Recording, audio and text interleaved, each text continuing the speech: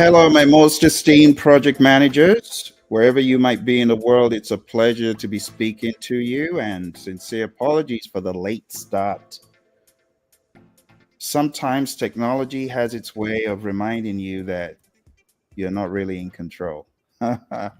Today was one of those days.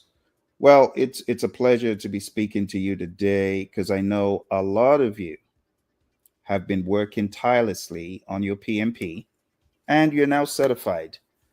And I'd like to say congratulations to those of you who are now PMPs.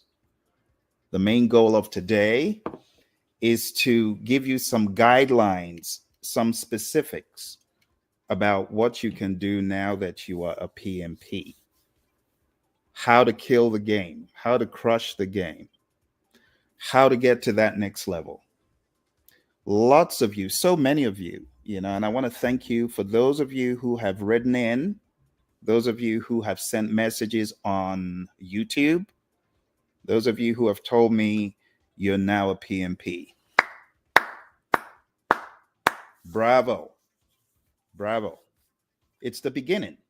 It's the beginning. I remember when I got certified back in 2005. I remember it like yesterday. In fact, I just celebrated my 19th PMP anniversary. So today, I want to share with you, those of you who might have lost hope, like, what is this thing? Why did I do this? Is there any hope for me? What is the future going to be? I can barely even find a job. Some of you are disillusioned, but I'm going to share with you today 21 steps that I have found invaluable in helping me kill the PMP game. Whether working for companies, Fortune 500s, whether in aerospace, in engineering, in healthcare, I'm going to share with you. But I want you to take note of the 21 things I'm going to show you. All right. I first of all want to apologize for not being more in touch. Okay. I should be more in touch. I should have more of these. I'm not making excuses. I'm just going to say I will do better. I will do better to check up on you and to ensure you are properly engaged, because I don't take it for granted that you are following me on social media. You don't have to, right? You could be elsewhere. So I'm gonna make it good. Okay. I'm gonna try to do these with a higher level of frequency, better cadence to check in on you. So let me give you, if there's one tip I want you to take away from what I have to say today, it is be courageous. You got to have courage. You cannot afford to waffle. You cannot afford to say, why did I take this exam? Why did I take the steps I took? No, don't do that. The PMP exam is what you make of it.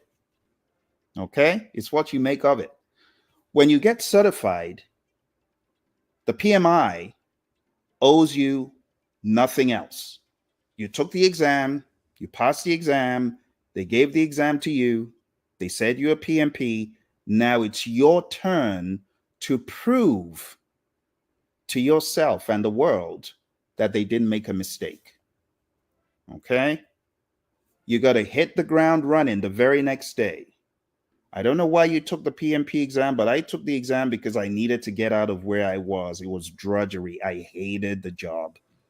And, when it gets to the point that you hate the job, you need to get out quick. And I needed to get out quick.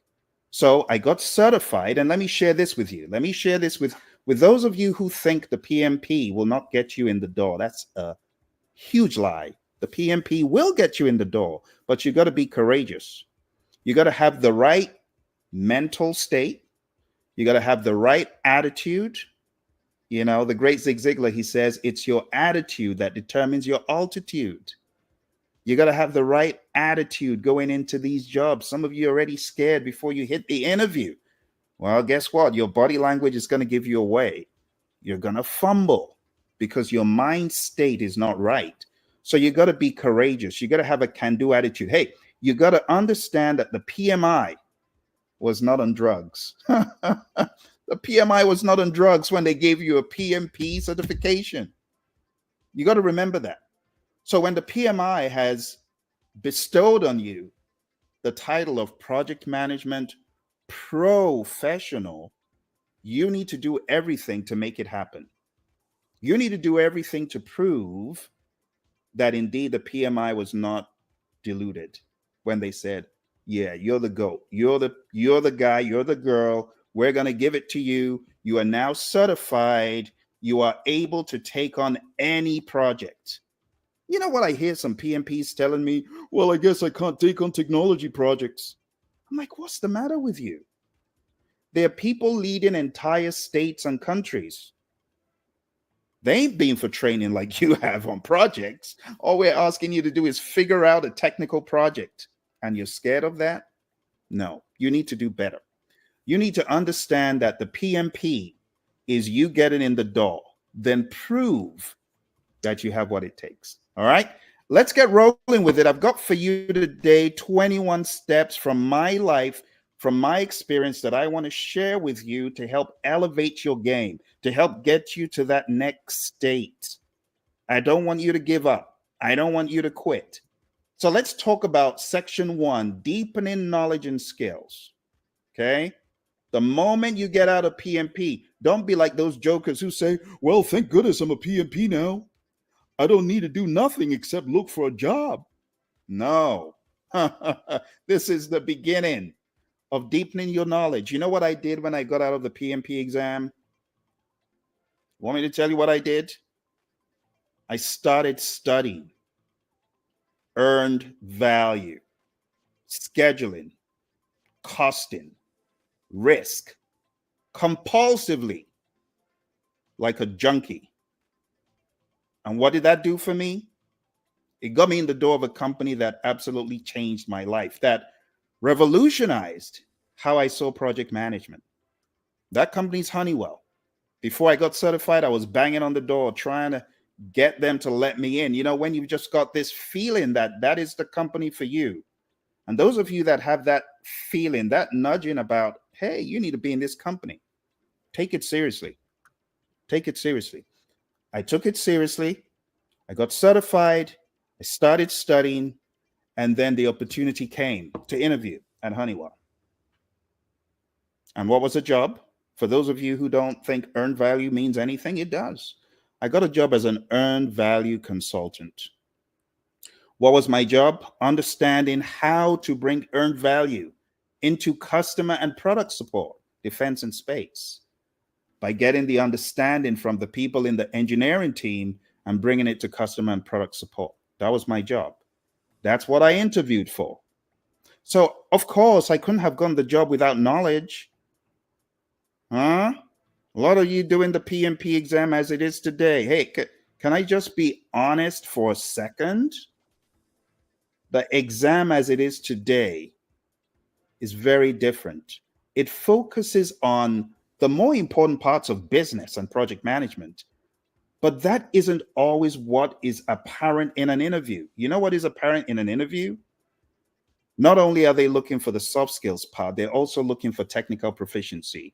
So if you cannot convince the interviewer that you understand scope,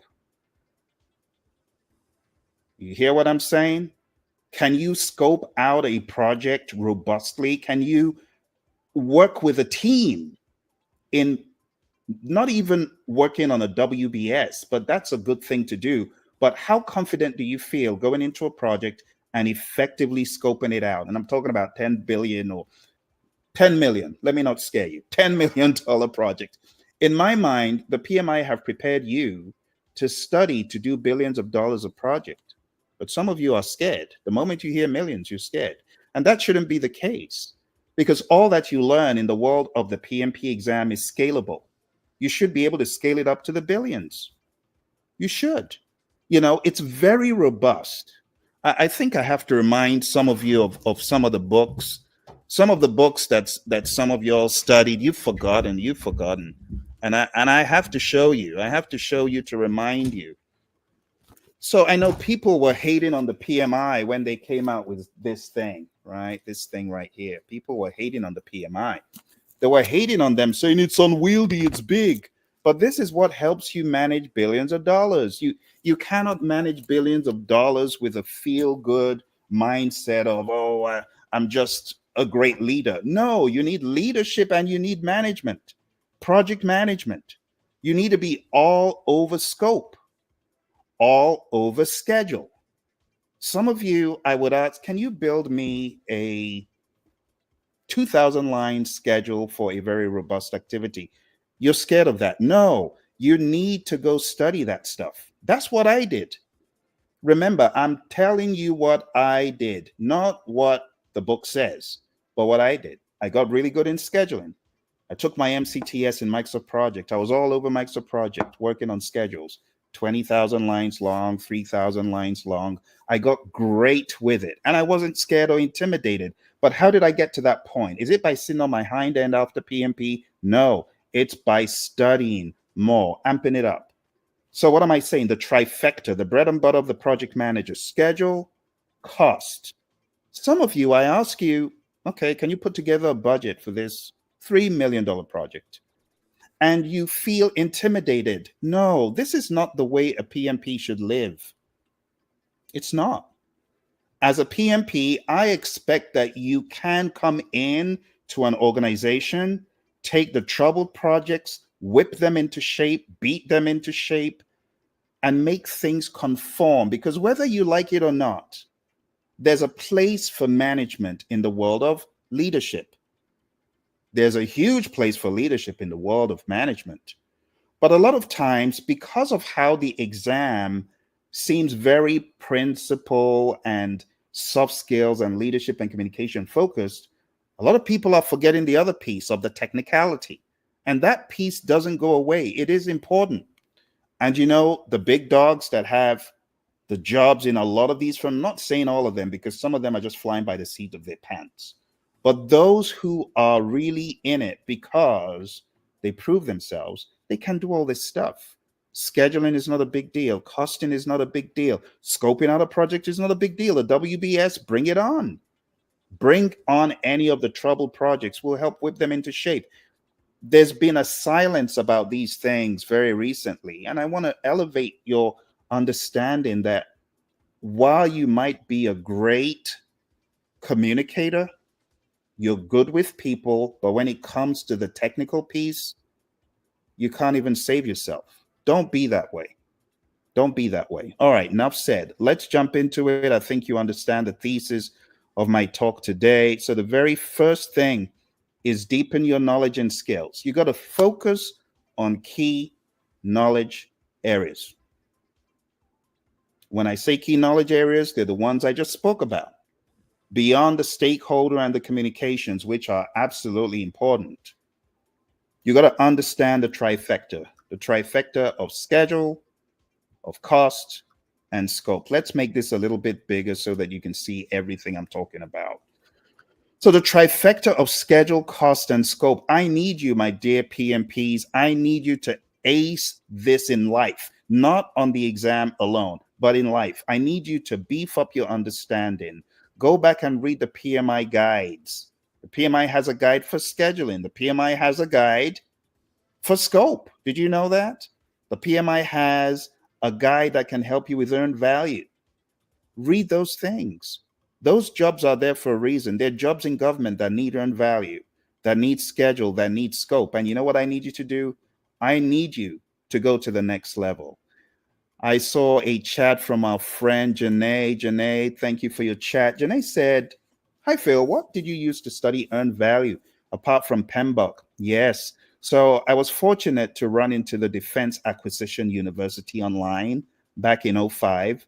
And I just ate everything I found on DAU. I ate it up for lunch. I ate up every iota of the formulas. I understood how to put an earned value management system together. I was actually tested on that during my interview at Honeywell, and I brought it home because I'd done the homework on DAU. So Defense Acquisition University is definitely a good one to begin looking at. If you haven't looked at DAU, I want to encourage you to do that. Great repository. Back in the day, it was free. Thank you, Janae. Great question.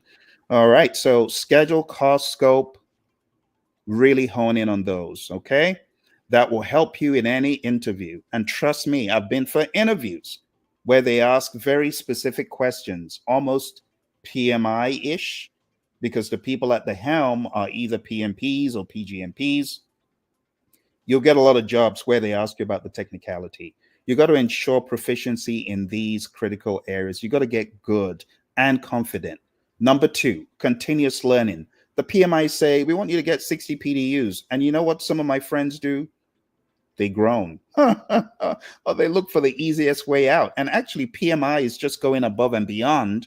They're trying to help you. You know, my buddy Lee Lambert, he said when he put this together, it was really to help PMP sustain the momentum. That was the whole idea. All right. So continuous learning is critical as a PMP. You want to dedicate months to further study even after the exam. You got to focus on your areas of weakness. You got to focus on emerging trends in project management. You know what I'm talking about. You know, one of the emerging trends in project management right now. You know, one of the emerging trends in project management is this thing we call AI. It's important. You know, AI is so important that I actually wrote this book. This book for project managers, I call it Artificial Intelligence for Project Managers. Why did I write this book? I wrote the book because I understood that if project managers could harness the power of AI, they would greatly exceed their wildest dreams. They would greatly propel themselves into the future of efficiency and effectiveness. Because when you think about AI, what can it do for the non-project managers? Just think. What can AI do for a doctor? What can AI do for an engineer? A lot of things. It can help them build stuff. It can help them analyze data. It can do the same for project managers. You can analyze your data with AI. But what does the project manager spend 70 to 90% of the time doing? It's not a trick question. It's communication. So when you think of the fact that you can communicate more effectively with AI, let your imagination run wild. Just think about all the things you could do with communicating with AI. AI can help you check for biases in your email, in your communication before you send a message out. It can help you make it more empathetic. It can fact check you. So there are many things that are emerging trends in project management, and I encourage project managers to know more about that. You're most welcome, Janae. Thank you very much for the question. For those of you who have questions, just keep sending the questions in, and as soon as I'm able, I will take your question. So continuous learning in AI, I want to encourage that. I know that the PMI has some courses, they're free for those of you who are members, and I want to encourage you to look into AI, get good with AI. I also have a course on AI on Udemy. Check out my course on Udemy. I go into about 10 to 11 hours of artificial intelligence. I show you how to prompt engineer, you know, and these days, prompt engineering, for those of you who didn't get the memo, prompt engineering has changed. Did you know that?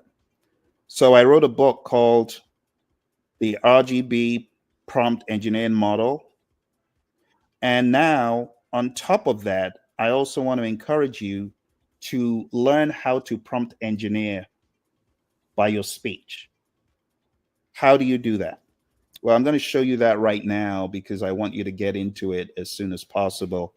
I'm going to show you my way of prompt engineering. So, Bert, why don't you come on and let's speak to the good people? Want to say hello?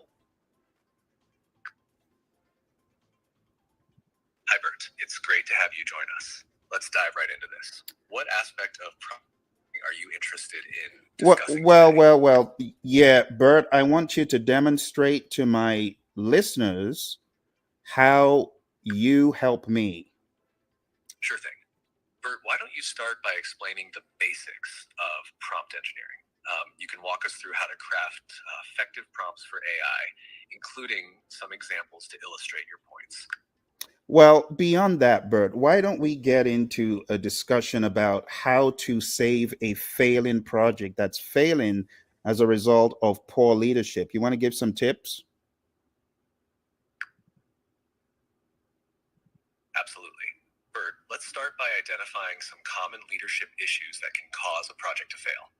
Then we can discuss practical tips to turn things around. What do you think is the first step in addressing poor leadership in a failing project?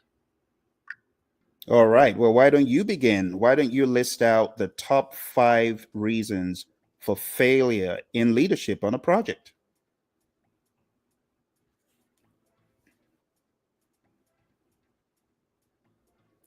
All right. Well, I think you get the idea. There's a way you can prompt engineer that transcends typing in messages. You can actually communicate freely, real time with AI. So when I ask you to go to the next level and continuously learn, I'm talking about things like that. I'm also talking about things like specializing in risk management. So, in the world of risk management, not only do you have the planning aspects, you have the analysis aspect, qualitative, quantitative, and things like that. I want to challenge you to, if you have enough experience, why don't you go get an RMP? I think it would help a lot of you to hone in on risk management in a more professional way, especially if you have the experience. What about earning additional certifications? As I mentioned, the RMP and the SP. Perhaps this is something you can add to your certifications to enhance your credibility and skills. I got RMP and SP certified in 2010. It was a great addition to the list of certifications I have. What about Agile? Maybe you should consider going for the ACP exam. The ACP exam, it will greatly help you not only show proficiency, but truly firm up your agile understanding, right? Especially if you go for training through a tested and tried solution, such as the one we provide. We'll probably have ACP training coming up soon. Just had our most recent 3 ACP people get certified. So, a huge shout out to Esther and April and Delita, who recently got certified. But if you want to join the ranks of ACP and come through our training, just be in touch. You can send an email to info@praizion.com. And when we have that available, we will definitely let you know. But the thing about Agile is it is now mainstream. So it is not a choice anymore. It is like mandatory in my mind for every PMP to know enough about Agile. But beyond the PMP exam, you actually need to be proficient in the basics, the manifesto values and principles. You should be able to train, coach, and mentor an entire organization. That's how I see the PMP. I see you as being a professional that can do these things. I see you as being a professional that can teach, coach, and mentor organizations in Scrum, in Kanban, at least to get them on that way forward without doing things the wrong way. Let's move into section 2. This one can be a little bit of a challenge if you haven't already given it thought. Well, let me challenge you as a PMP. What is your purpose? What are you about? What are you looking to achieve in the grand scheme of things? Have you thought of your purpose? Have you considered your purpose? Think about it for a second. What is your definite chief aim? The great Napoleon Hill, he will call it a definite chief aim. But what is your definite chief aim? Do you know it? Have you thought of it? You want to give it some time. So let me share with you my definite chief aim. My definite chief aim is to work with people to help them become the best version of themselves in any field or sphere in life, whether it's mentoring, coaching, training, and not just in project management, not just in leadership, but any way possible. But my specialisms are leadership, project management, and music. Any way I can add to people, I want to. And you know what the great John Maxwell says? My mentor, he says, everything rises and falls on leadership. So if I'm able to equip you with leadership, then I'm able to equip you for life in any sphere. And that's what I'm about. But what are you about? What is your definite chief aim? Do you have one? So, step number 2 to being successful is to know your purpose in life. You got to know your purpose in life. If you haven't given it thought, think about it. So identify your purpose as a project manager. What is your purpose? What is your role in the organization? Do you see yourself as just someone who is milling the corn, someone a cog in the wheel? Is that your idea of your purpose? Or do you have a higher level understanding of your purpose in the firm? Some people make the mistake of thinking their job title defines their purpose. It does not. It does not. Your purpose is defined by you. What is your burning passion? What is your burning desire? As you're sitting there in the firm, in that seat of responsibility, what's your goal? What's your definite chief aim? What do you want to be remembered by in that firm? What are you about? What do you want to achieve? You got to define it.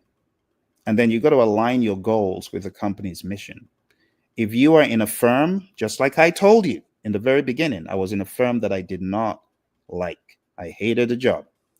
It was nice in the beginning, but after a while, I couldn't stand it for many reasons. And I'm not being ungrateful. I was glad I had a job, but I just couldn't take it. The marginalization, the not wanting me to take the PMP exam and wanting me to just stay in the same position, status quo. I couldn't take it. And that's why I left. And I left because I knew my purpose. My purpose did not align with what my boss was trying to get me to do, which is be status quo. You know, in the UK, we say be the dog's buddy. I wasn't ready to be the dog's buddy. I said, no, I've had enough. So I left and I got 300% more money. Did you hear what I said? I said I got 300% more money.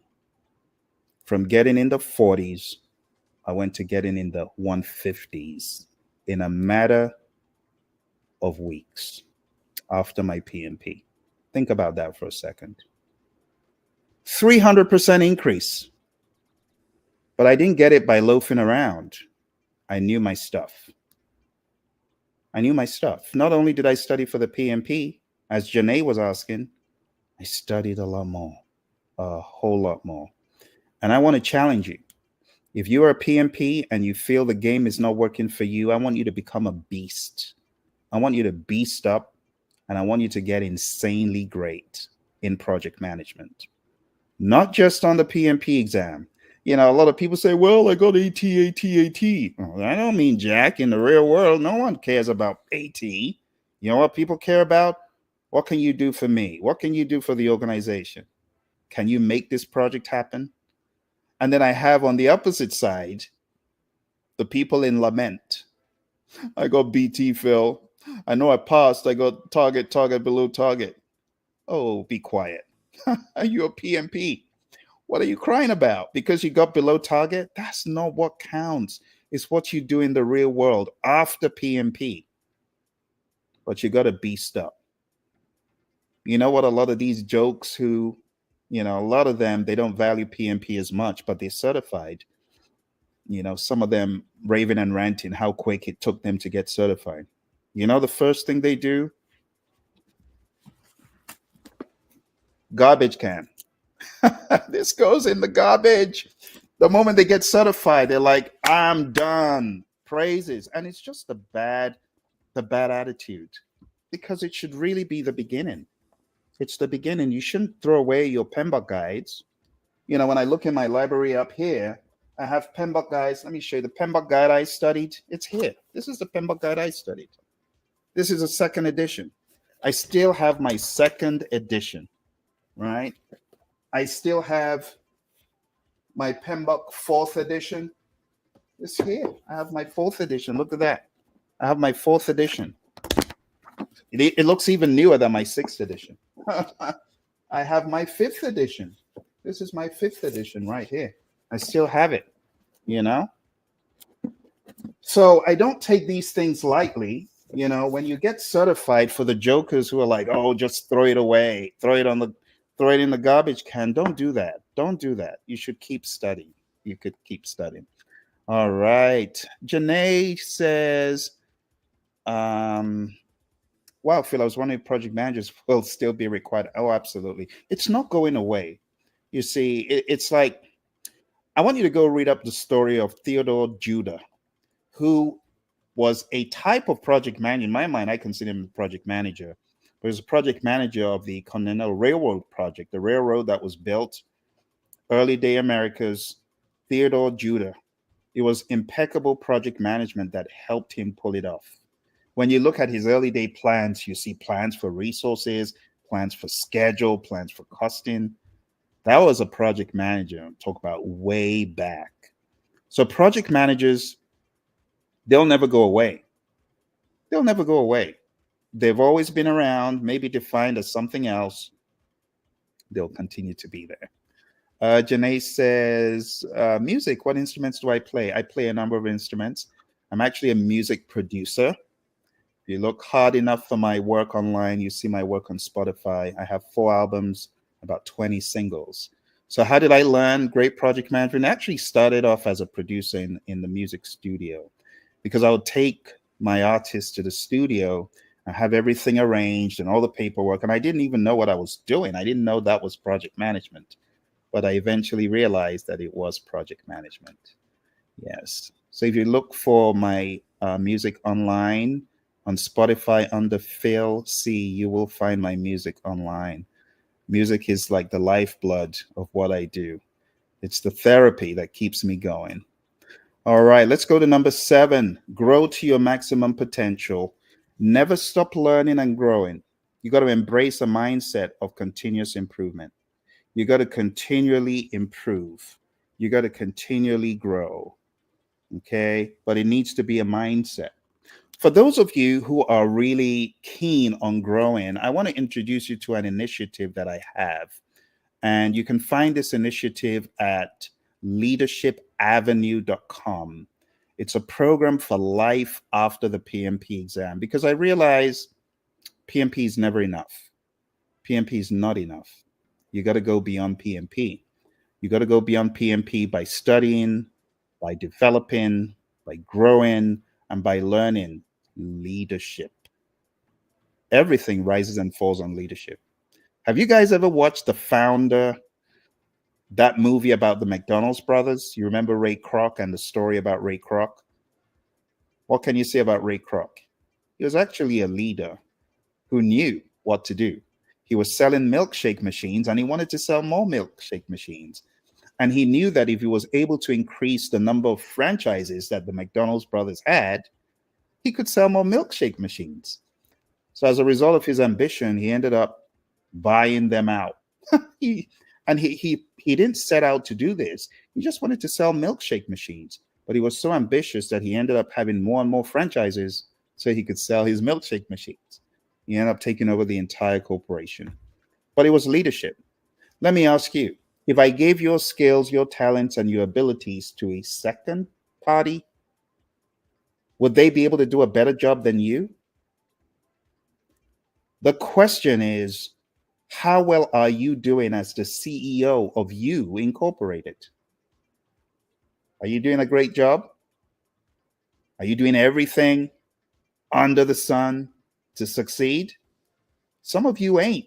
Some of you are on LinkedIn in plain sight and you're saying, I don't want people to know I don't have a job, so I'm not going to put open for work. Seriously? How is that being a good CEO? That's a crummy CEO.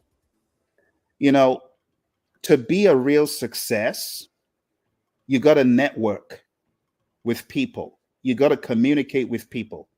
You know what the Stanford Research Institute showed in a survey way back? It showed that success in life was 87.5% contingent on the people that you were connected with. People related is all about how you relate with people. Relationships. 12.5% contingent on knowledge, certifications, technical prowess. And I'm a living witness to that. How did I get to where I am today? Training, coaching, and equipping people in project management was as a result of one awesome individual. One person who said, Phil, I think you would make a great PMP. Her name is Mary Hirschner. Those of you on LinkedIn, look up Mary Hirschner. She's connected to me. Mary's retired now, but Mary said, you make a great PMP. I'm like, how do I become it? Because of Mary, we are here having this conversation. Send some love for Mary. If you're on LinkedIn, just tag her, say thank you for showing Phil the way. Go ahead and tell Mary that, because without Mary, I would not be where I am today. Not only did Mary show me the way to PMP, the other awesome thing that resulted as a result of Mary's relationship with your buddy Phil as a coworker. She said, Phil, there's a company looking for a trainer in PMP. I think you'll be a great person. I know this guy from a previous employment. He's now in a company called Thompson Net G. I think you'll be a great fit. What did she do? She connected with Mike. I went for the interview. I was selected to be a trainer. I ended up training, coaching, and equipping people, helping them while at Thompson Net G. Thompson Net G was bought by Skillsoft. And that's where I met my co-trainer, who you've seen on other videos, Emily. And as a result of Mary's introducing me to NetG and getting into Skillsoft, I was then inspired to train more. And I met some other awesome people like Tom and Dan at Skillsoft who kept asking me to come back and speak and develop stuff. And I was bitten by the bug of helping people with PMP, like fully bitten by it. Talk about Peter Parker. I was bitten by the radioactive spider because of Skillsoft. So I want to give a huge shout out to Tom Warwick and Dan and all those people at Skillsoft. Because of you guys, I'm where I am today. But most of all, a huge shout out to Mary. So for those of you who are not into networking and relationship building, I want you to do it. It will help you. Don't hide under the sofa, under the rug. No, I don't want people to know that I don't have a job. No, connect wisely. Network. All right. Our friend Obatare Blessing says, as one transitioning into project management, one just feels PM is wide. Yes. Yeah, it's wide. You know the truth about that statement? Should I tell you, you really want to hear the truth? If you're still on a battery, I want you to type in and tell me, yes, I want to know the truth. I'm going to tell you the truth. If you let me know you're still on, I'll let you know the truth. But you got to have relationships. You got to build relationships in project management. One of the things I tell my people is when you come on my program, it's not just coming on the program for the duration of the program. You have an ally for life. I'll go to war for you. But I got to know that you are really serious and you want to expand and you want to grow. Oh, Battery's on and says, please tell the truth. All right, watch this. Here's the truth. You said that the world of project management feels wide. You know what happens the deeper you get into the world? It gets wider. It gets wider. The world of project management does not get smaller. It only gets bigger and bigger and better if you're true to the craft. I thought project management was, PMP. And then I started unwrapping it like an onion. You know what I discovered? The PMP is just the beginning. There are many facets. And that's why I got a number of other certifications like the OPM3, like the RMP, like the SP, like the ACP, like the PSM, like the CSM, like the PSPO, and I could go on and on. Very recently, I went further into Ken Schwaber's company, the co-creator of Scrum. Because some people say, well, that's agile, it's not project management. What is project management? Project management is the application of knowledge. You need Scrum knowledge. You need agile awareness. You need to understand the values and the principles. So I studied more with Ken Schwaber's company by taking a lot of his certifications. It's for a reason. I had to grow. The other options in scaling agile were very poor. And I wanted to know from the GOAT, what does he think? And that's why I went ahead and I took the SPS certification. I studied for many months. But what I'm trying to tell you is that the more you get into project management, the more you have to grow, because project management is not stagnant. It is emergent. It is always changing. I just shared with you my book on artificial intelligence. There's a reason I wrote the book, because I understood that things were changing. The way project managers communicate, the way they could communicate, it's all changing. And you know what's going to happen in the future? The project managers that stand the test of time are the ones that move with the tide.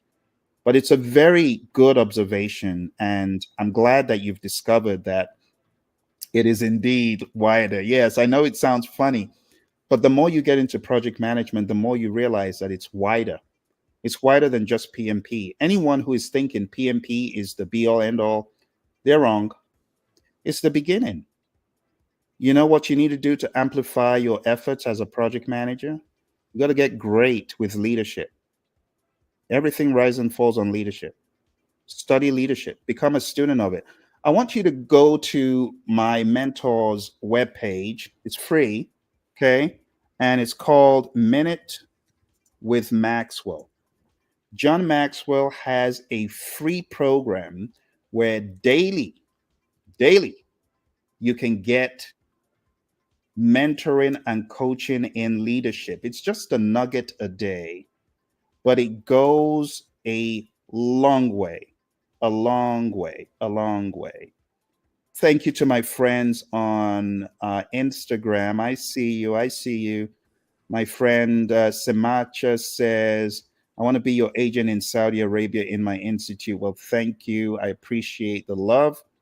My friends on LinkedIn who are watching, I appreciate you as well. Let me go ahead and send you this link. Hopefully, this link will go to many of you. It's Minute with Maxwell, because I believe that if you can study leadership, the game will change. The more leadership you study, the better off you're going to be. But you got to be on it on a daily basis, studying leadership, reading leadership, applying leadership, mentoring others in the leadership that you've learned. One of the books that I immediately recommend to you, and I'll give you a few books because I know some of you are really looking to grow to the next level. I want to recommend that you pick up the 360-degree leader. There's a book and there's a workbook. This is the workbook. We're still in the process of going through this in my Leadership Institute. For those of you who don't know, I have a Leadership Institute with a bunch of awesome PMPs. It's called Project Leadership Institute. And we meet on Thursdays in one of the groups. We meet on Saturdays in another. We've been studying this for the past 6 months. All right. Also, another book I want to recommend to you, those of you who I may not have interacted with you in a while. If you're in a leadership role, I want you to get this book by my mentor, John Maxwell. It's called The 5 Levels of Leadership. And I know some of you already know this because I wrote about this in my immersion book, right? So John's 5 levels of leadership, so profound, so good. If you are in middle leadership, if you're in top leadership, wherever you are, CIO, CEO, CTO, whatever, whichever of the C's, or VP, director, you need it. If you're in the middle, you need it. If you're at the bottom of the organization, you need it. You need it. You need the 5 levels of leadership. Really great book. It will show you how to climb the ladder of leadership. Talks about position and then goes into permission and goes into production. And great book. You definitely want to know that, how to navigate the leadership ladder, because you do know that leadership is all about influence. The true measure of leadership is influence, nothing more, nothing less. And John says, he who thinks he leads but has no one following him is only taking a walk. Now, some of you that might be in the middle or at the bottom, theoretically, you may not understand, but leadership is about influence. And you can influence, you can learn how to influence. So these 2 books, first of all, this one, I would recommend reading this first. And then The 5 Levels of Leadership. This is another great book that I would recommend to you to read. Okay. So when I talk about development, as our friend rightfully said, oh, you're most welcome. It's a pleasure. Anyone else who's got questions, just keep the questions coming and I will answer the questions as expediently as I can. But one of the things I really would love to see from you, my friends who are watching, I want you to grow to your maximum potential. All right. And it's just take no prisoners. Since I started this journey, I've been very fortunate to learn from some awesome individuals. I recently put together a seminar with Roy Schilling. Roy Schilling is actually my coach in Agile. And together we wrote the book that you see over here, this book called PMP Exam Immersion. We also wrote this book together, which is called Agile Principle Run and Cut. And we have a lot of these seminars together. Roy was also one of my trainers on this seminar that we had for change management leadership. And he was also my guest speaker on this seminar, right? Dixiv, which is about problem solving. And he was also on this seminar, incidentally, Scrum Mastery.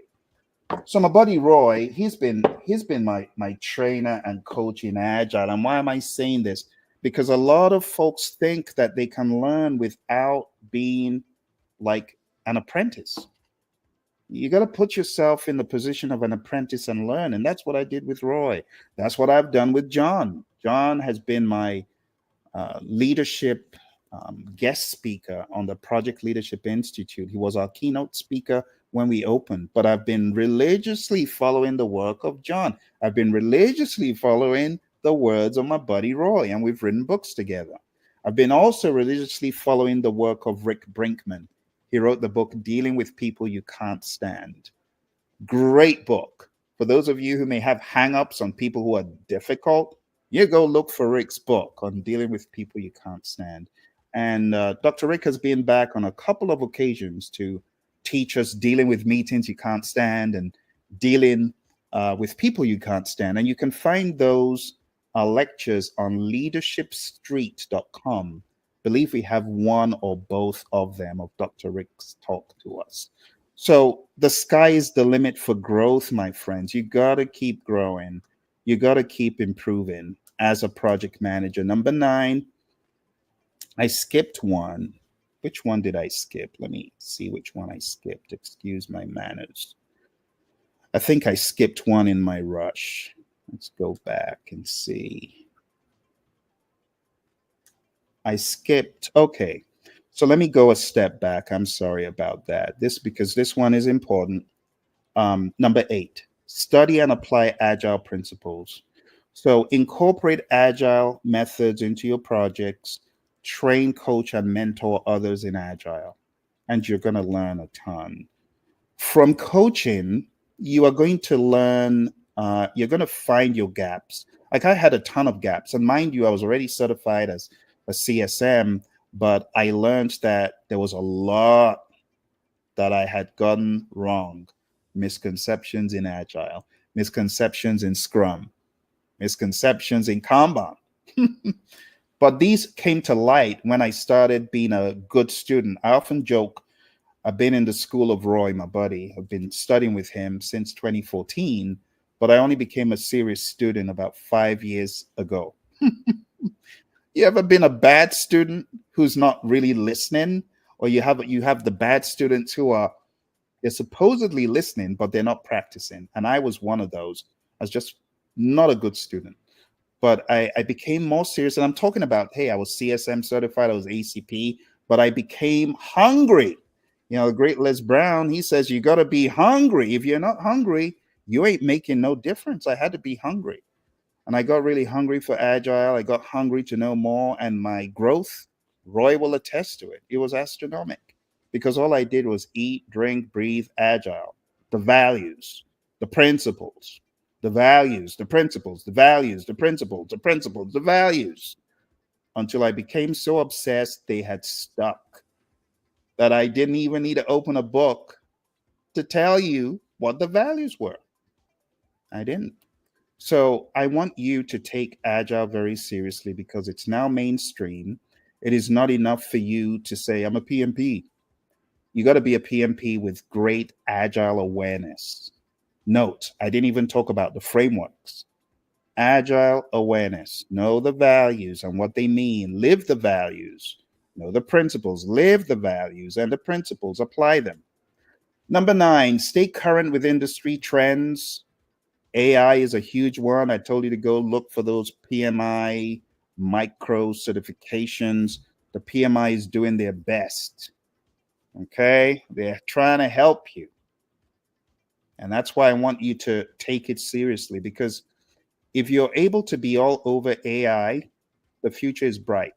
But if you're AI inept, if you're one of those people like I don't think AI can be trusted, I'm sorry. You're going to be in the dark ages in a few years. You better get on the paddy wagon, learn about AI, stop prompt engineering, understand how to give good prompts, written prompts, speech prompts, and understand the technologies. You know, on YouTube, I have a channel. It's called the Project Leadership Institute channel. It's free. I know some of you have joined, but some of you haven't. It's free. Go join the Project Leadership Institute channel. Let me see if I can bring it up for those of you who haven't joined.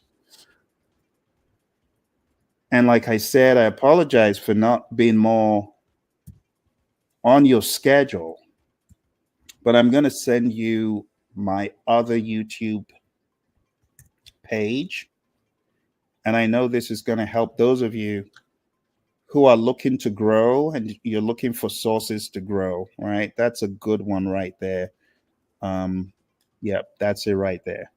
So going down to at Project Leadership Institute, my friends on Instagram, I want you to do the same. Hi, Delita, good to see you. Thank you for joining on Instagram. I just saw you. I gave you a shout out a few moments ago for your ACP. I don't know if you heard.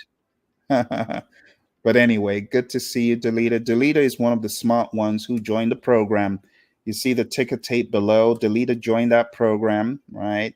The leadershipavenue.com, life after the PMP exam. And she got her ACP, you know. After that, she was fired up.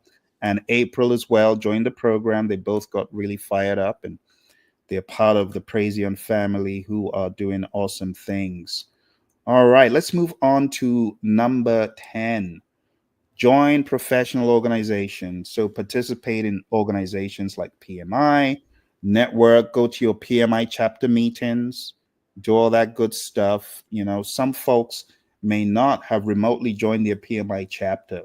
And I'll just say this, you know, the PMI chapter, it's really more like the rites of passage, because if you haven't been to a PMI chapter meeting since you've been a PMP, it makes me a little bit concerned, you know, like, why not?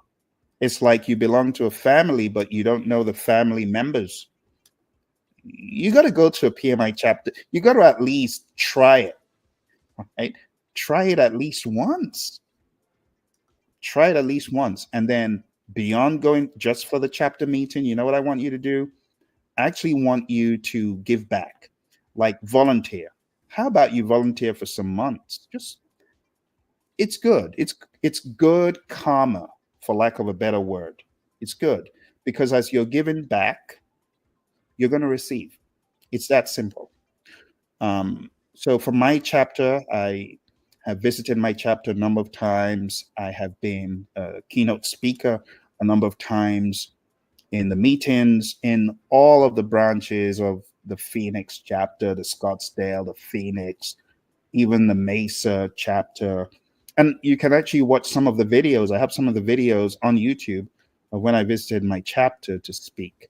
So if you haven't done that, I want to encourage you to. I think it will go a really long way in getting you more into the family. It's a family. You got to understand that, PMI family. All right, so let's move on. So join in professional organizations, networking. A lot of people, you know, I know someone who found employment as a result, not just one person, number of people, as a result of being in their PMI chapter. All right, number 3, mentoring and coaching. You got to mentor and coach others. chatting to me, are you mentoring and coaching someone as a PMP? If you are a PMP, the question is for you. The question isn't even, are you coaching someone? No, no, no, no, no. The question is, who are you coaching? Who are you coaching? Don't tell me no one. You got to be coaching, mentoring, or equipping someone. Because if you're not growing as quick as you could. You're not. And this is why a lot of you end up forgetting what you studied. I ask some of you, okay, just give me 5 process names, and you're grasping at straws because you've forgotten. Why did you forget? Because you're not mentoring and coaching someone. You don't have to be a full-time PMP coach, but you should at least in your firm. Like when I was at Honeywell, a lot of my colleagues, they were failing the exam, and this management's shelling out $500 a pop for these people, and they're failing. And I go to my manager and I say, you know what, Jim, I think I can help these people. I got certified about a year ago. It's still fresh. I'm all over this stuff. Why don't I have bi-weekly sessions to help them? And he said, all right, let me go check with Mark, my boss. He goes, checks with his boss, and his boss is a PMP as well and likes the idea and says, people like food. Let's throw in some pizzas. And then we did. And people would show up for these bi-weekly sessions. I ended up being instrumental in 50 of my colleagues. Mind you, this is before I went fully into training. This was like 5 years before I went fully into training. Got my colleagues certified, helped them, added value to them. You know what I want you to do? The same. I challenge you. If you're not a scaredy cat, how about asking your boss, can I have a lunch and learn to equip people in project management? I'm not even saying train PMP exam, but just share what you know. Or don't you know anything? Yeah, you know a lot.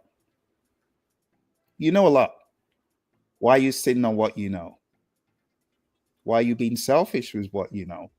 The funny thing, some people are like, I don't want people to know how I did it because then they'll be at my level. Seriously, come on now. That's not you.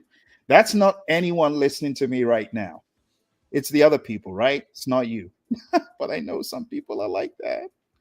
I know some people are like that. Oh, my friend Simba, thank you very much. I appreciate you as well. Thank you. Thank you. Yeah, because I know you folks have a lot to share, and you should. Because if you don't share, you know what you're being? You're being a reservoir. You got to be a river. What does a river do? A river allows the current to flow through it. You got to be a river.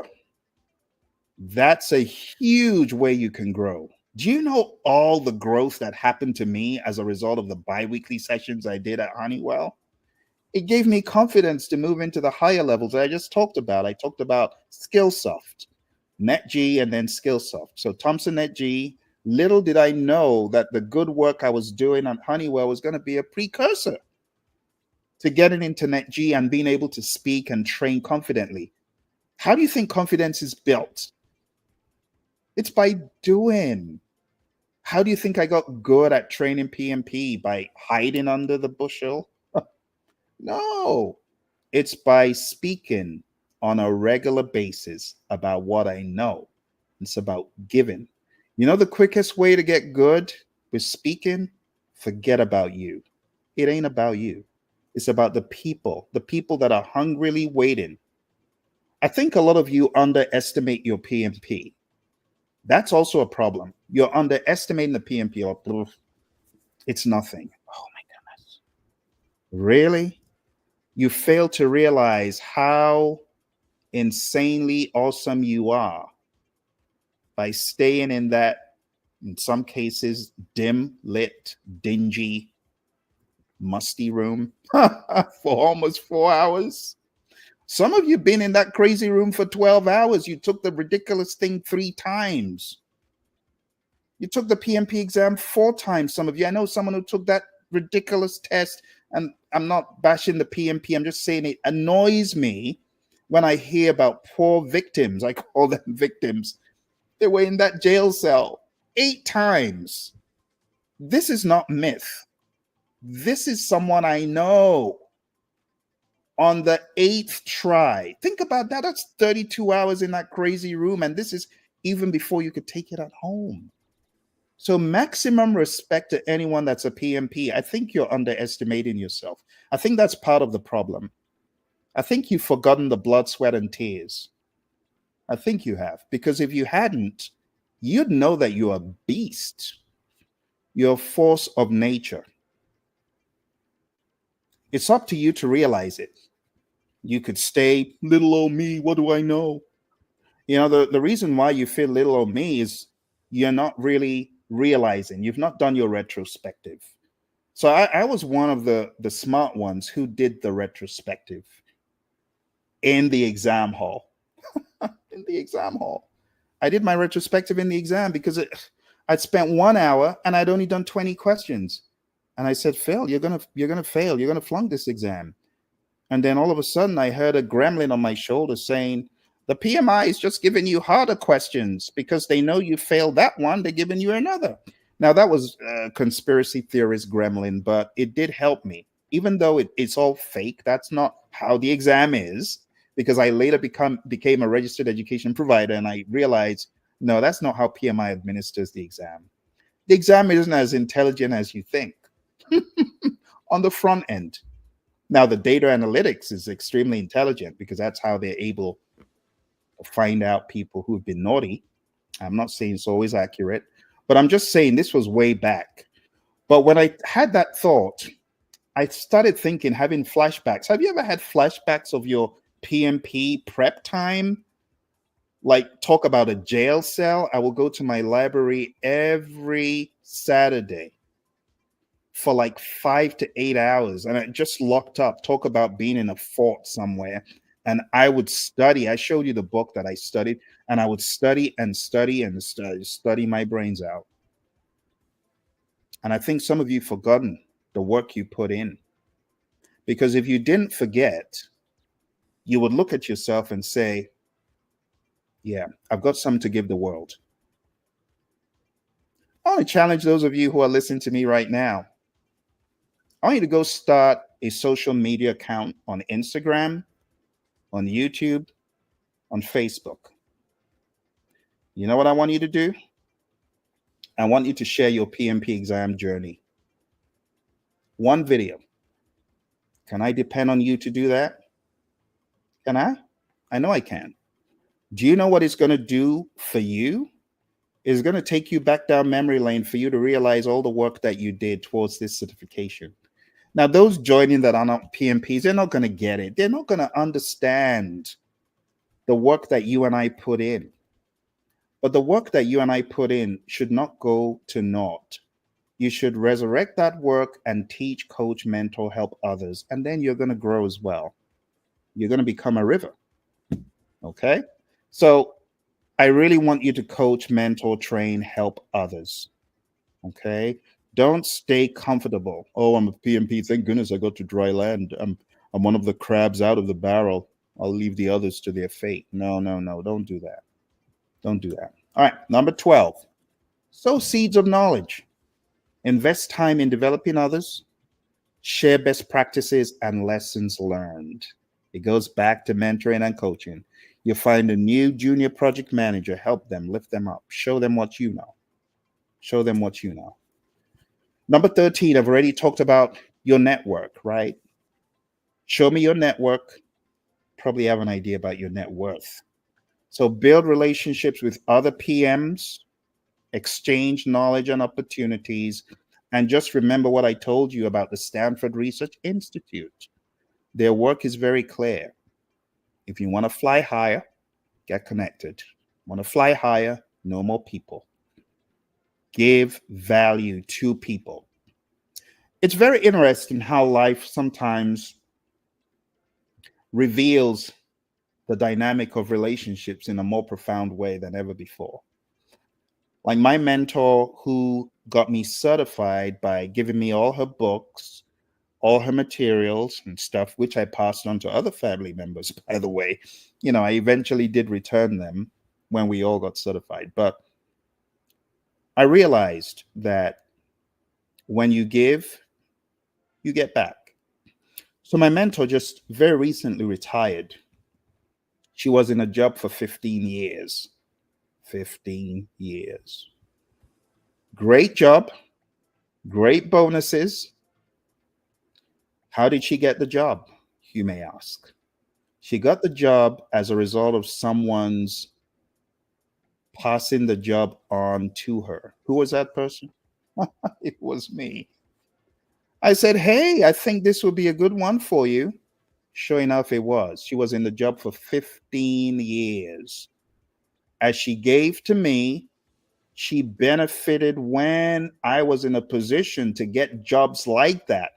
Just 2 years before that, no one would have ever given me the time of day. You ain't a PMP. I'm going to send you this job. But they sent me the job because I was a PMP and a master scheduler, just like her. And it so happened I couldn't take the job. She could. I passed it on, and she was in that job, killing the game, adding value to that firm, affiliated with Boeing. Great job, great bonuses, 15 years, all because she sowed a nugget in my life to get certified. You just never know who you might be mentoring. You might be mentoring and coaching the person who is going to help you get to the next level. Think about it. When you sit on your knowledge and your prowess and you don't share it, you could be doing yourself in. That's all I'm going to say. That's all I'm going to say. I could give you example after example. I've shown you a few of the books, right, that I have here. This is one of the books. It's called Artificial Intelligence for Project Managers. Do you know what galvanized me writing this book? It was someone I mentored and coached.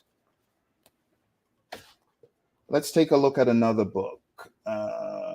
This one, Scrum Mastery. Do you know what ignited this book? Scrum Masters I was mentoring and coaching.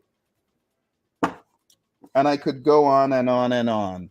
But what galvanized a lot of my success was people I coached. They gave back to me. Sometimes unknowingly, they would just say things and like, "Oh my goodness, what a great idea." And I would seize it.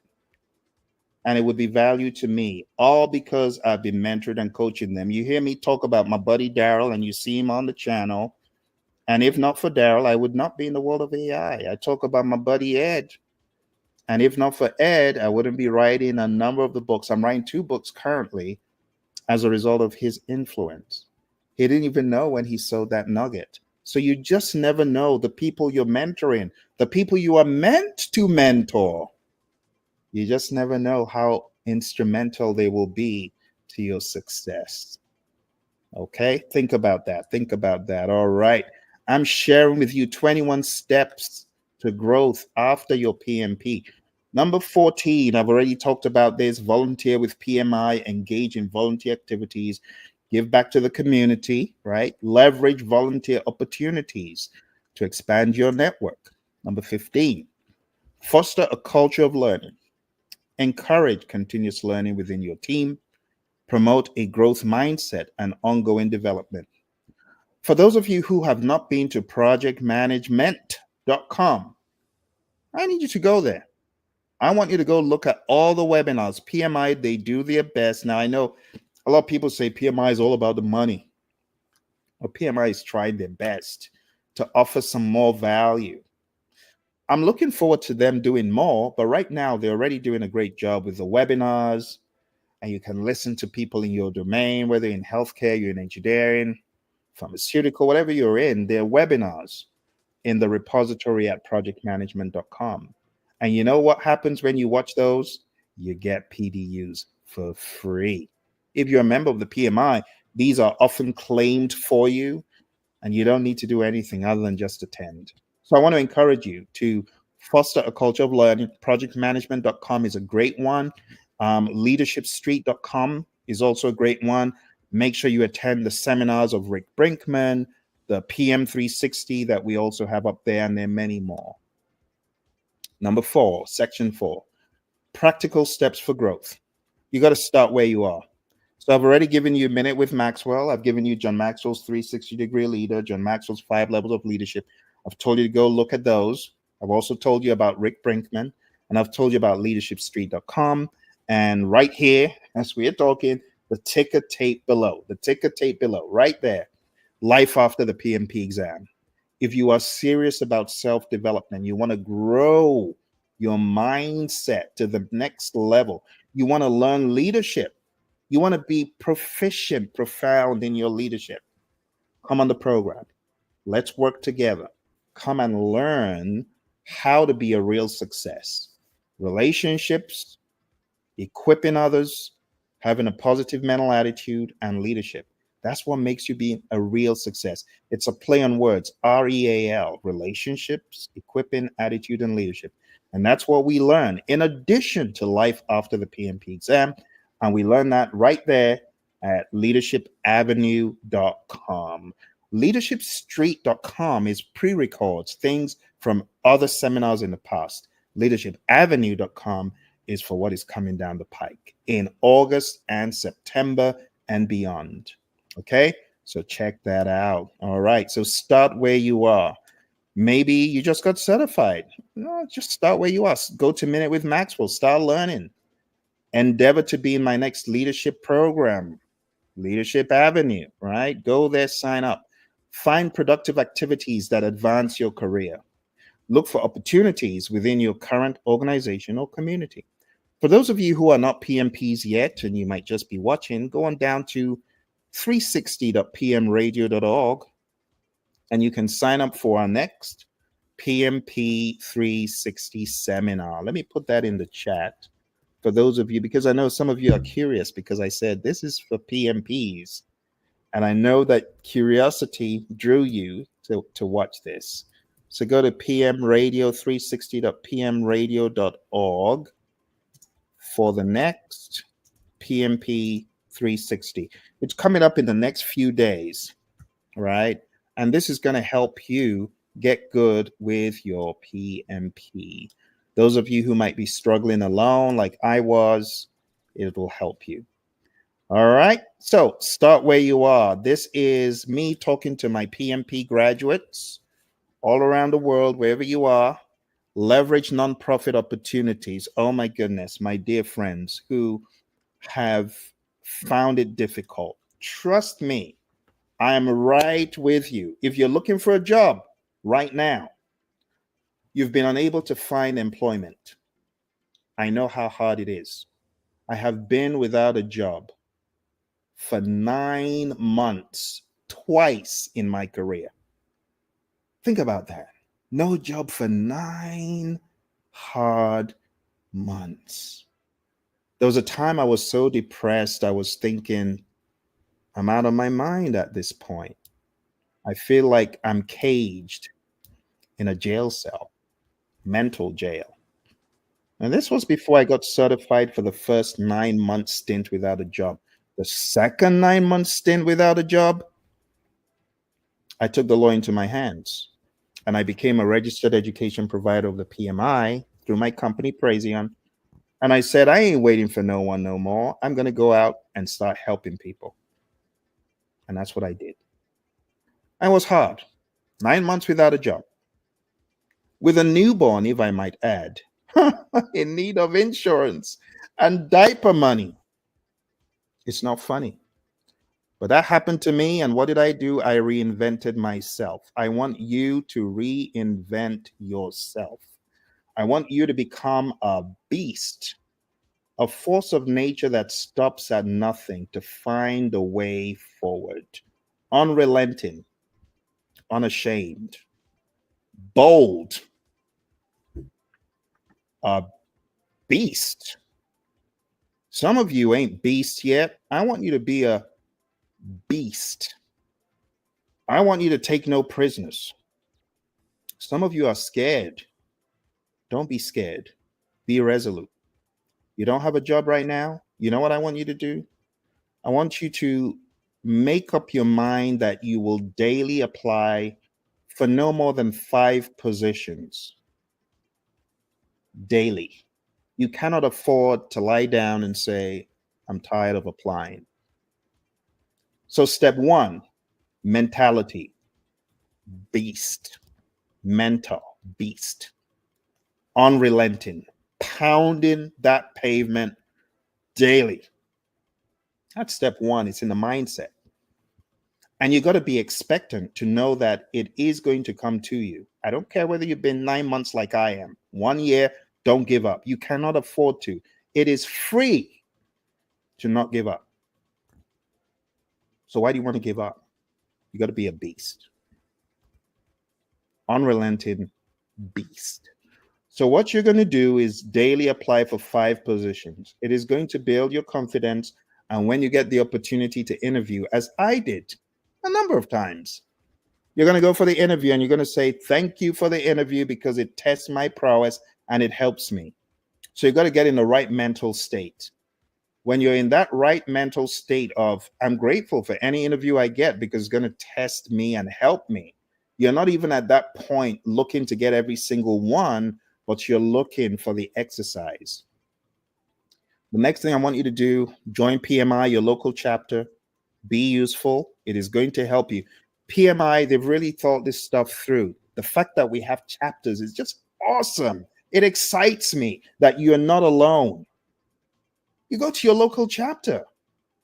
Those of you looking for work, have you been to your local chapter?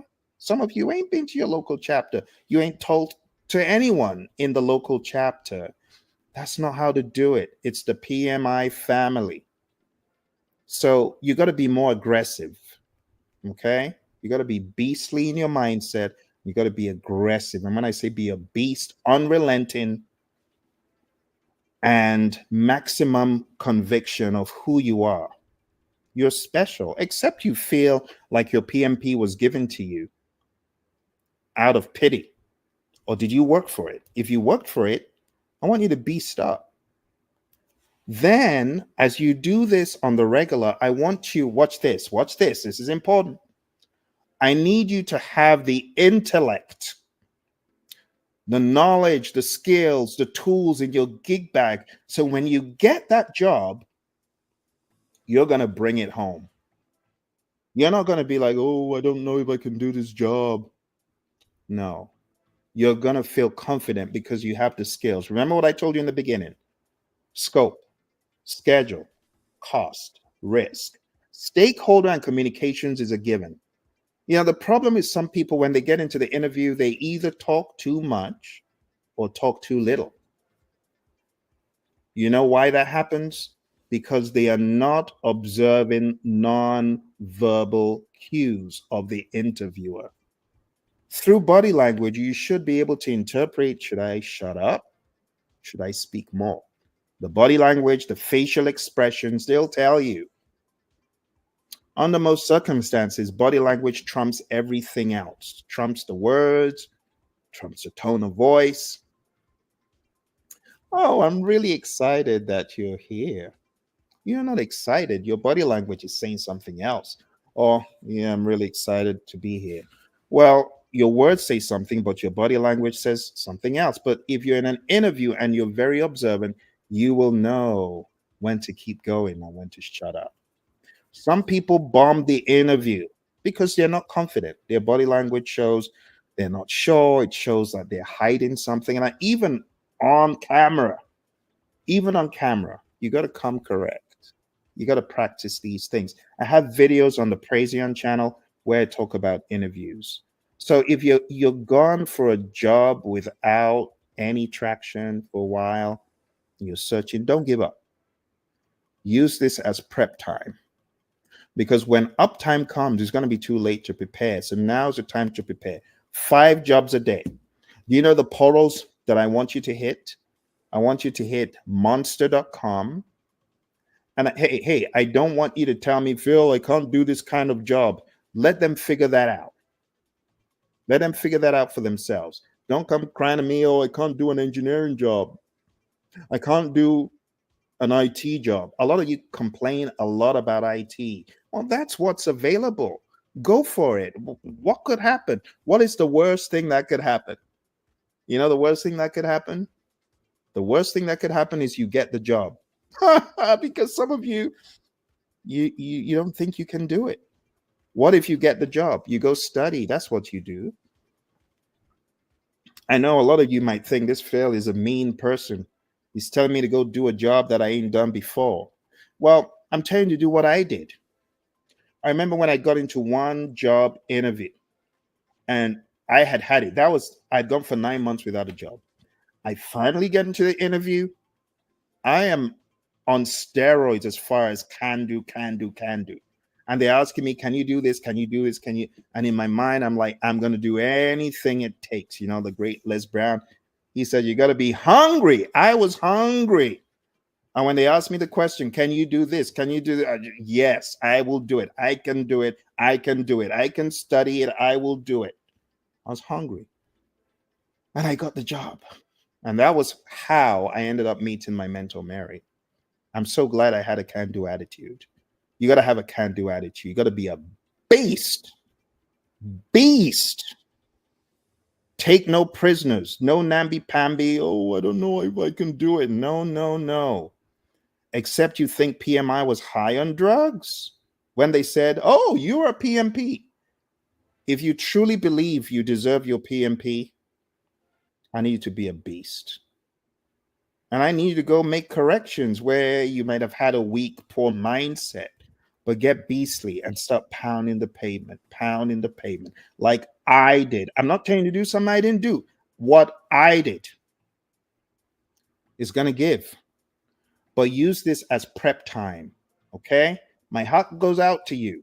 I know people who have been looking for work for a while, but don't give up. Change is going to come, but you got to prepare. And then you got to network. I want you to start going to your local chapter. Do it. It's going to help you. It's going to help your mindset. It's going to give you some hope. So what are the websites? I want you to go to monster.com, put up a resume, pound the pavement daily. You know what I would do? I would daily go to monster.com and make a little tweak to my resume just so it would be one of the relevant ones. I want you to go to indeed.com. I want you to put up a resume. Please do this. And then police the resume and then have notifications. I want you to go to dice.com and I want you to do the same. And I want you to apply for 5 jobs daily in project management, in management. Even if you feel, well, this is way beyond me, use the interview as leverage. Some of you don't understand the power of the interview. Oh my goodness. So one of the interviews I went for was at Motorola, and the interview wasn't successful. I was told, oh, okay, thank you. You don't get this. And now the person that I interviewed with, you know, according to my recruiter said, oh, they really liked you, but they didn't feel you had the skills to do this particular job in hardware. They felt you would be better suited for software. Okay. But there ain't no software job. So I went back to what I was doing, not very happy, not very pleased. And then about 2 months later, I get a call out of nowhere. Hey, remember such and such you interviewed with? Well, they introduced your resume to their coworker who is an IT PMO. They want you to come for an interview. Out of nowhere. Ended up working at Motorola as a program manager in the PMO, working on a divestiture. Out of nowhere, from an interview that I had already discredited. Never say never. I have learned a lot in my career, and one thing is to never discredit anyone or anything. It's a huge rule.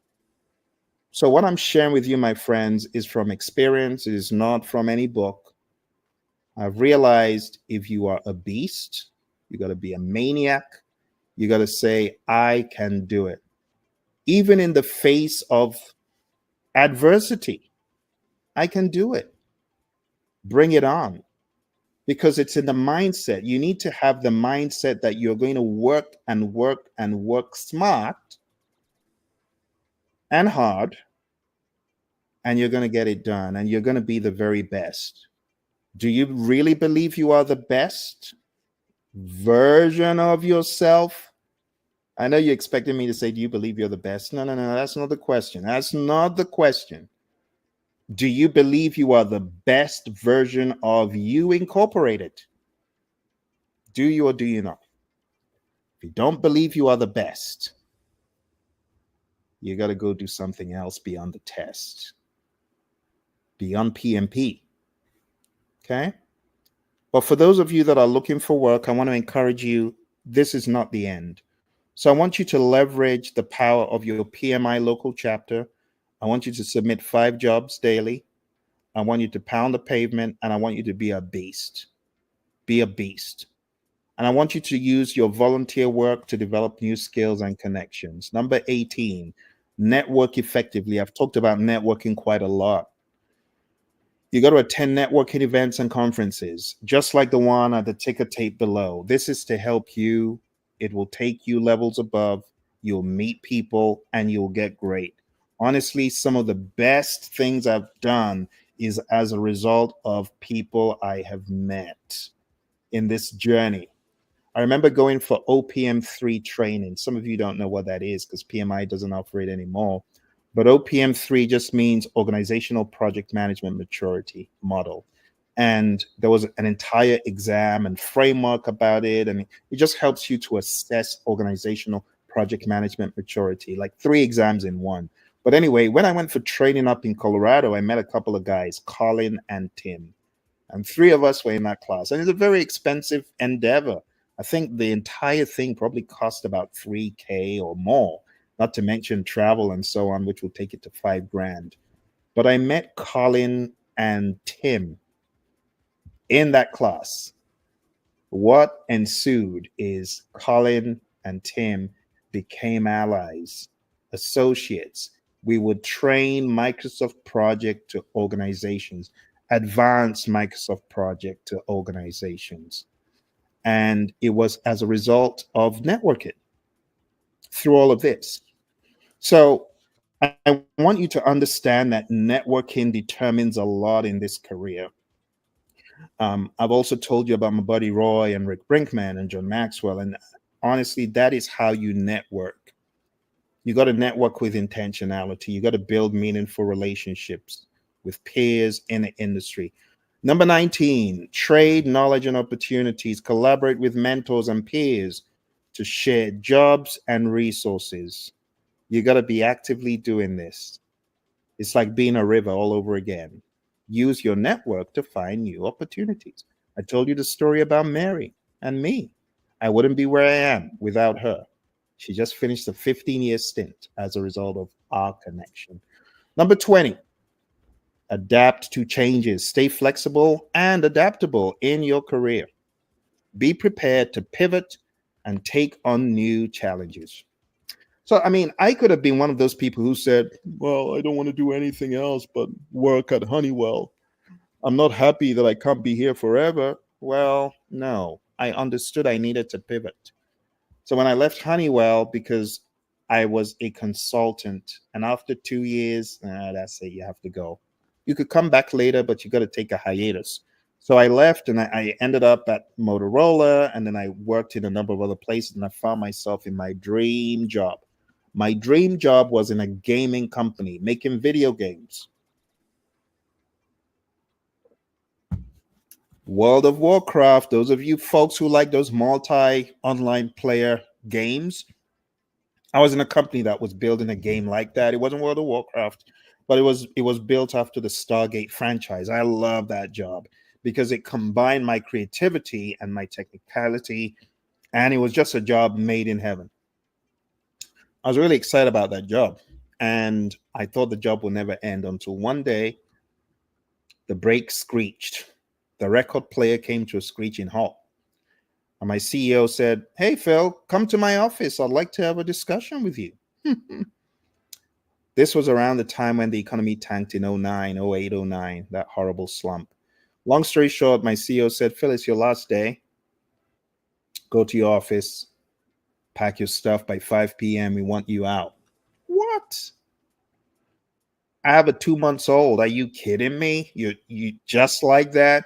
Well, wouldn't it be nice, Phil, if everyone had advance notice when they're being asked to go? Is what he said.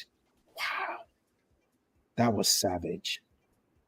that was That was I was about saying, my goodness, that's the devil. It's the devil. But it wasn't the devil. It was actually a blessing. Huge blessing. Huge. I'm saying this for someone. Someone needs to know that you losing the job is actually a blessing because you're going to get a better one. You're going to find yourself in a place that you deserve to be because you're worth more. You have more to offer the world. So when I was kicked out of that job, I thought, woe is me. And that was another 9 month stint without work. But you know what good came out of it? I started looking introspectively and I said, what am I going to do? One of my mentors, Paul Martinelli, back in the John Maxwell team, back in the day, he would say, jump out of the window, off the ledge, and grow your wings on the way down. And that's what I did. Became an REP of the PMI, started training and coaching as much as I could, but I didn't get a gig for almost 9 months. I got my first gig in New Jersey. Very excited. Shout out to Fiserv, my first client of life training. I train them in risk management. A shout out to Info Global Solutions, one of my early day clients. And that was it. The rest, it became, so they say a rolling stone gathers no moss, but talk about a stone that gathered moss. That was me, thrown out of the building. But I gathered moss and became a huge, huge pile of hay in a matter of months. So I went 9 months without a job, but I got my first client, Fiserv. And after that, it was SSAI, Info Global Solutions, and one after the other, SHIP, Society of Hispanic Professional Engineers, lots of other great companies, some affiliated with Chevron. The FBI ended up being a client, the US Air Force, the US Army Corps of Engineers. I spent a whole week with the US Air Force out in Mildenhall in the United Kingdom, training them on what? Can you guess? PMP. PMP. Spent a whole week, Fort Lee, training my men and women in uniform friends out there.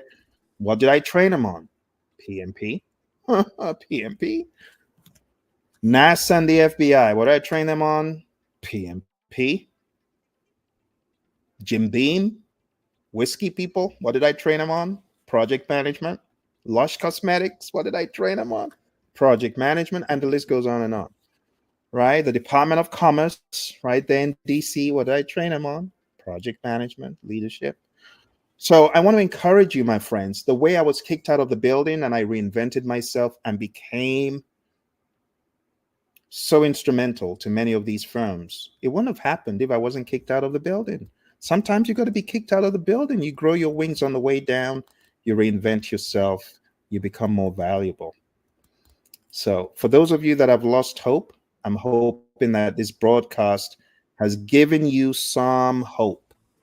I am hoping that you take things to the next level. But you got to adapt to change. You got to stay flexible and you got to be prepared to pivot. Some of you don't want to pivot. Oh, but I want to stay in healthcare. I've always been in healthcare. I don't want to go to IT. You don't want to go to IT. What if IT is the next big thing for you? Like me, I don't want to be kicked out of the building. I want to keep building this video game. I like it. There's bigger fish to fry. You just need to meet the fish. You just need to meet the fish. You better learn how to swim, though. You better learn how to swim. Oh, my goodness. All right, my friends, we're almost rounding up for today. Number 21, apply the KGS formula. What is the KGS formula? The KGS formula, I coined this. John Maxwell wrote the book, How to Be a Real Success, and he talks about 3 things. But being a project manager, trust the project manager to have to put a PM spin on it. There are 3 things. Number 1, you got to K Number 2, you got a G. And lastly, you got an S. What does that mean? You got to know your purpose in life. Please know your purpose in life. Please have a goal. Please have a long range vision. Please have a definite chief aim. Some of you are not aware of why you're here. You're like, well, I guess I'm just living life day by day for the paycheck. No, I beg to differ. Know your purpose in life. Someone said, Phil, I've been trying to work on that for the past 30 years. Start somewhere. Start somewhere. One of the most comedic things that you can do, ask GPT. Get your resume, give it to GPT and say, GPT, what is my purpose in life? And I'm not joking. You just have to have a target. Please have a target. Because if you don't have a target, you're just going through life, and you got no clue why you're here, and you're just living for the day. And that is the most miserable life to live. Just having no purpose, no direction. Come on now. When I was 10, I had direction. I said I wanted to be a musician. Well, seems like it worked out. I became a musician. I've got 4 albums, 20 singles, still working in the studio. But beyond that, I want to help people, which is why I'm here, yelling like a crazy person, because I want you to achieve greatness. And greatness is different for a lot of people. You don't have to be a world name, but you have to be the best version of yourself. And to be the best version of yourself, you got to be ready for sacrifices. Studying beyond PMP, joining your local chapter, mentoring and coaching people. I've given you a lot of to-dos. You got to do them. Then you got to grow. You got to grow. Keep growing. You never stop growing. The moment you stop growing, that's when you're 6 feet under. A lot of people didn't get the memo. They're like, I want to retire and do nothing. Well, no, you shouldn't think like that. You should keep growing. Keep building the knowledge. Keep adding knowledge to your repository, to your banks. Right? Finally, this is the one a lot of people struggle with. Sow seeds that benefit others. How about you begin with this one? Get the link to this video. It's free. They only buy nothing. I need you to sow a seed. I'm sounding like a preacher. I'm sounding like a preacher. But I need you to sow a seed by taking this link and sharing it with another PMP. How about that? Do you know the amount of energy you're going to create when you do that? I want you to take this video link and post it on your social media. Post it on LinkedIn, post it on your YouTube, post it on Instagram, post it on Twitter, post it on TikTok, post it everywhere. Snapchat, I don't care. Post your buddy Phil, because I want you to help others who need to hear this message. You get what I'm saying? Okay. I know I'm going a mile a minute, but I need you to do this to help people. Oh dear, it seems like your buddy Phil is in high demand. Well, it comes at a very timely point, because this is where we are going to ask our final, do you have any questions? Because we are at the end. Here's the conclusion. You got to be a beast. All right, that's number 1. Be a beast. Be a beast. Be a beast. Be a beast. Don't be docile. I need you to be beastly, like in mindset. The beast has no fear. Very recently, I went up to a place where we call Bearizona. I met a bunch of bears. They ain't scared. They don't care who you are. It's their domain. I met a bunch of bears. I'm going to be posting some videos soon. Very impressive. But beasts don't care. They don't care who you are. They're not scared. I need to be a beast. Okay. The key points that I've raised here is the KGS: know your purpose in life, grow to your maximum potential, and sow seeds. You got to be a student of the world of PM, right? Our friend Obadere was asking, since I've been in PM, it seems like it's wide. And I'm like, yeah, you believe it. So you got to be mentored and coached, and you also need to mentor and coach others. Last but not least is Q&A. Are there any final questions? Anything that you would like your buddy Phil to go into? If there's nothing else, I'll just say, do not miss the Leaders Club. I want you to go on down to leadershipavenue.com. And I want you, just like you see in the ticker tape below, to consider treating yourself to expansion, treating yourself to growth. You may be your most expensive asset, but you're also your most expansive asset. You got to grow. You got to grow. And one of the ways to grow is to attend seminars that can help you, such as the one below. All right, my friends, your buddy Phil here, showing up to help, to inspire, to encourage. Thank you so much for joining me. I wish you all the very best as you go through this trajectory of excellence in your PM journey. I've been at it for over 2 decades, and I tell you, I don't regret it one bit. I'll do it all over again and over again and over again. Thank you for joining me. I wish you all the very best. If you're looking for employment, be a beast. Don't shirk. Don't give up. If you are a business owner in disguise and you're sitting down there saying, well, I guess I'll get into business tomorrow. Hey, go to pmanonymous.com. PM Anonymous. I think you need some training and coaching from your buddy Phil, because you need to be starting your own business. And what are you doing sitting down there when your business should have started like eons ago? All right, my friends, it's been a pleasure. Thank you all very much. I appreciate you. I look forward to seeing you again. Like I said, I am going to endeavor to do these a lot more. And hopefully, I'll see you again very soon. Don't forget to do what I asked. I want you to share this link with as many PMPs as possible so that they get some hope. It's only fair, right? So that they get some hope and so that they can expand. Thank you. I'll see you again, hopefully very soon.